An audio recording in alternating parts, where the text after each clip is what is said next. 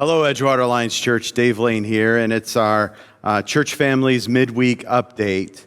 But this week, the update is quite a bit different. When I came to Edgewater Alliance, it was 2010, and together, we as a church family for the last 10 years have pursued a real specific vision and a real specific mission that we have wanted to accomplish. That includes not merely being a gathering, but mobilizing to go be the church. It includes not merely building an organization, but really building the lives of disciples. It includes not competing with other churches, but collaborating to show the unity of the body of Christ in our community and to own the lostness of our community together.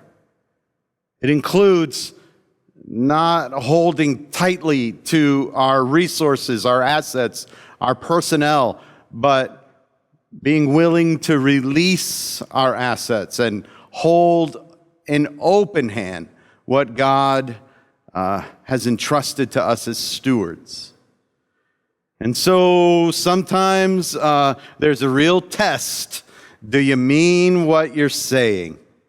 I remember there was a test in 2015 when our church leadership considered the choice to tithe 10% of all that comes in, to give it away to gospel-driven partners in a way that feeds collaboration and fuels kingdom movement. And since that decision in 2015, Edgewater Alliance Church has been able to give away thousands upon thousands of dollars. God has blessed your generosity because you've held loosely assets He's entrusted to you.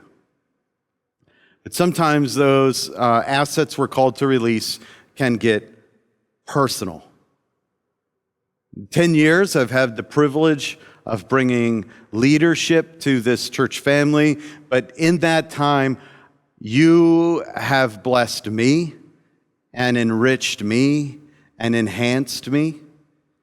And as a part of this family, I am entering a process of being sent by you on a mission I believe God has for Susan and I at this time.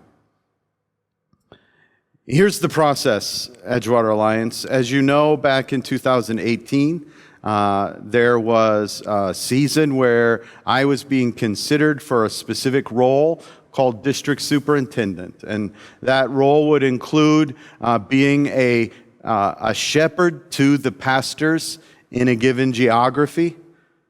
And it wasn't God's time. For 2019, it was a time of battling cancer as a family, and we needed this church's love, support, and prayers. In many ways, I see it would have been a disaster to have changed roles during that time. But recently, the district in Ohio called the Central District has invited Susan and I to enter a process of seeing whether or not I should function as their district superintendent. And this month, they've made the decision to make me their nominee. And as the process unfolds, once a nominee is identified, they go public with who that person is. And then in September, mid-September, there is an election to finalize that decision. I don't know yet if someone else's name would be nominated from the floor, but what I do know is that I am the nominee for district superintendent in the Central District. Susan and I will be participating in an election in September. And if God ordains it, we will be ending our time here at Edgewater Alliance in September and beginning a new role and a new responsibility. So here is my ask of you.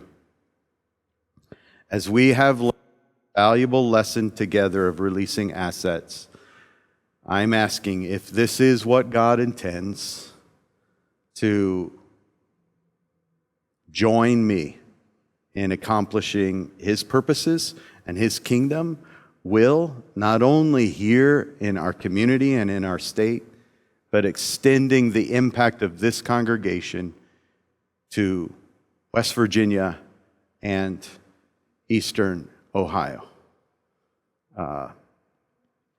Join me in praying for God's will, as the part of this process is that at this point it is still only a possibility, but it is enough of a possibility that I wanted you to be brought into the process and made aware. It's bittersweet, Edgewater Alliance. It's premature for me in this update to say goodbye, but I will tell you this. I have no desire to go pastor another church. I love this church. I love you. I love this community. And what happens here matters to me. But I got to follow God's will. And I need to drive in the lane He appoints for me. And so, Edgewater Alliance Church, this may very well be one of the ways God is calling us to go be the church. God bless you.